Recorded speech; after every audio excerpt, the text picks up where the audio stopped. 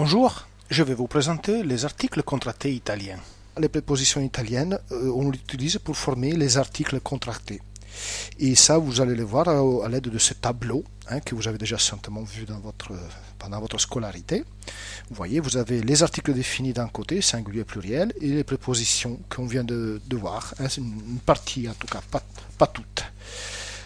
Vous remarquerez d'abord, en regardant ces tableaux, que souvent, l'union de l'article avec la préposition provoque le doublement de la consonne L.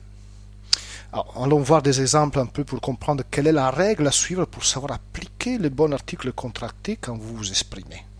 Alors, tout d'abord, la règle à suivre, il faut que vous sachiez tout ça en premier, est la même qui régit l'utilisation des articles définis.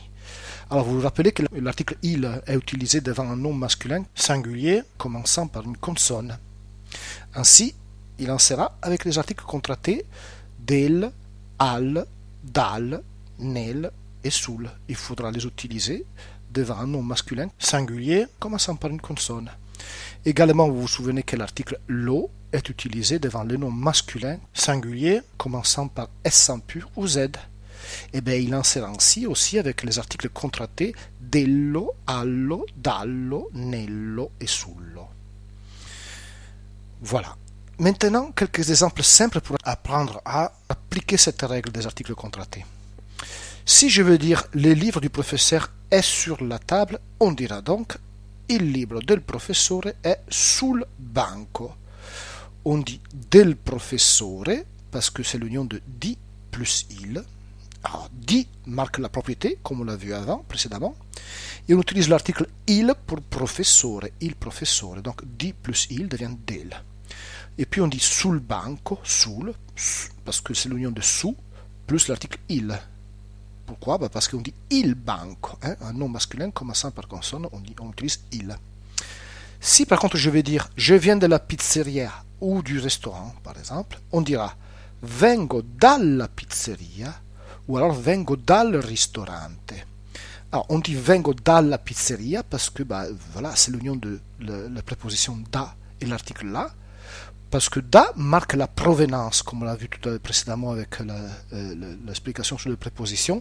On dit je viens de Rome, je vous dis vengo da Roma. Et donc on utilise da. Et puis on utilise l'article la pour pizzeria, la pizzeria. Donc da plus la, ça donne dalla pizzeria.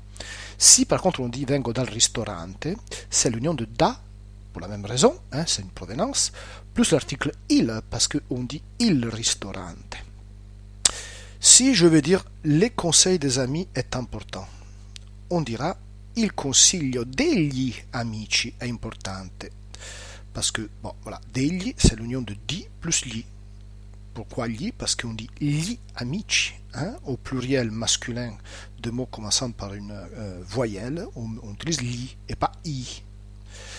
Si je veux dire, encore un autre exemple, les idées des grands philosophes sont adressées aux hommes, une phrase un peu plus complexe, le idee dei grandi filosofi sono dirette agli uomini.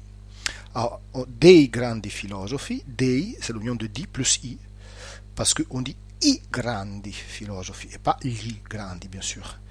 Et puis, on dit agli uomini, pourquoi? Parce que nous avons la préposition, c'est l'union de la préposition a et l'article gli, parce qu'on est bien sûr devant uomini, encore une fois, masculin, pluriel qui commence par une voyelle. On utilise li. On aurait pu utiliser d'autres mots qui commencent par S pur ou Z, au pluriel. On aurait également utilisé l'article li. Voilà. Eh bien, écoutez, merci pour votre attention et à la prochaine leçon.